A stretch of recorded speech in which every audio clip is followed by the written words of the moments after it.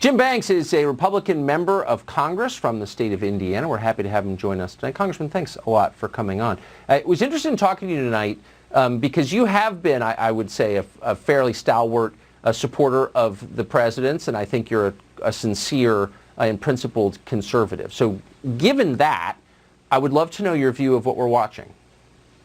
Well, Tucker, this was an absolutely wrenching, heart-wrenching, gut-wrenching day on Capitol Hill today. As someone who's worn the uniform and served our country abroad in Afghanistan and now serving my country on Capitol Hill, I couldn't believe what I was seeing unfold right before my eyes here in our nation's capital. And that being said, Tucker, I had busloads of constituents who drove to Washington, D.C. today. They drove through the night.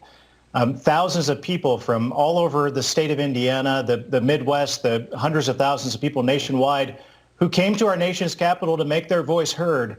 And that was interrupted by thugs who stormed the Capitol. And I hope that we do everything that we possibly can to prosecute those who brought violence to the Capitol and disrupted our democratic process and a very important debate that was occurring on the floor of the House. I mean, first and foremost, I hope that we prosecute those people that are seen in photos that did what they did, that cost the life of one individual and brought violence to the Capitol building in many ways. But I felt for a long time, Tucker, that over the last several months when we shut down America, when we told families they couldn't send their kids to schools, they couldn't see their family members over the holidays, we took away their livelihood, there was a deep-seated resentment that was growing throughout America. And we saw that come to life today in the nation's capital in a big way. If we ignore that, in the months and years to come, it's only going to get worse if our nation's leaders don't pay attention to that resentment, especially if what I believe is going to happen, Tucker, is tomorrow the left is going to use what they saw today to take away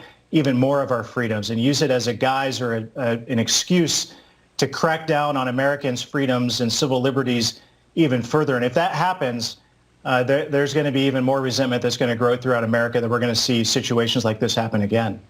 Well, I completely agree. I wouldn't cross the street to defend a politician, but I would do a lot to defend the most basic freedoms of the country, and I hope others will too. Congressman Banks, it's great to see you tonight.